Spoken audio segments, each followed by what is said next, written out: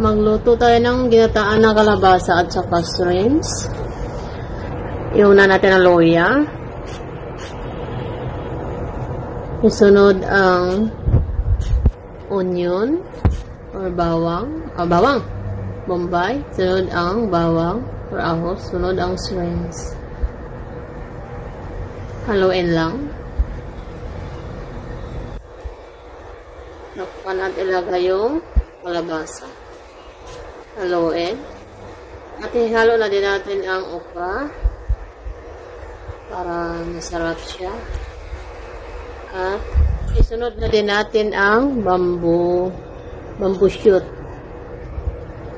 or dabong. Isunod na natin ang eggplant or talong. Haluin lang para masarap siya. Ihalo natin ang gata or coconut milk. At isunod na naman natin ang malunggay.